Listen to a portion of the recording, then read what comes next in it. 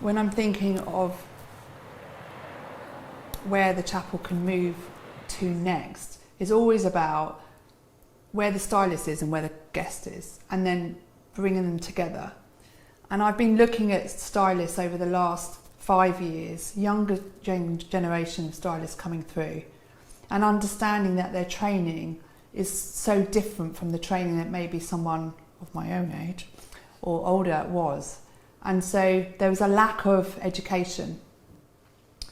And I also believe that there was a lack of education because of that from the customer point of view. So I've been looking around and like noticing that there's a lot of long hair, there's a lot of shapeless, there's a front haircut and a back haircut.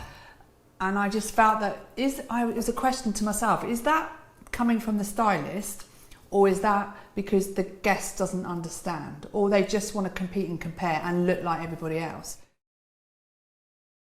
Where has hairdressing gone, and where's it going if we don't shout and start sharing ideas? Why are we just going down the road of front and haircuts because the customer's asking us for it? Well, we need to stand up and say there's more, there is more. And so how can we inspire the guest to think, oh okay, there's more to be done, more to have. We started by thinking, well, let's go and inspire the stylist and go and share just this story and get a conversation going. From the conversation, let's get a conversation to our guests and see what they're feeling. And it was fascinating getting two different aspects. So stylists, really get them to think about, yeah, that's why I was a hairdresser.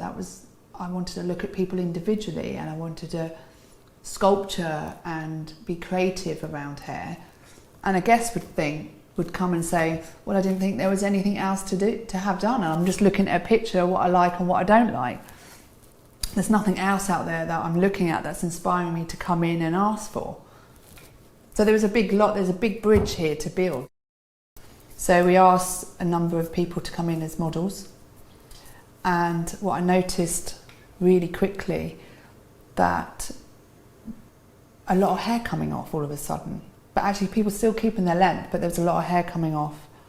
And I think that taught a lot of guests that actually you can still keep length, but you can still have shape, where lots of people think it's either short or long. And then how can we show that and make that inspiring? Not just doing a before and after shot.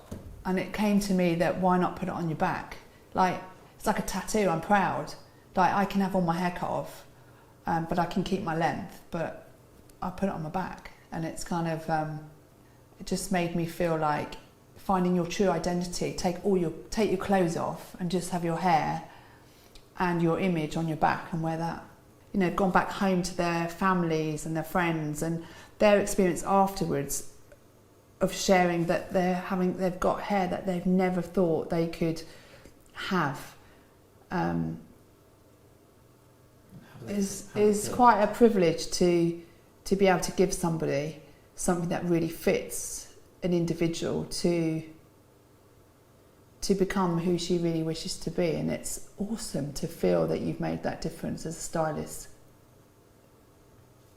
as just a hairdresser.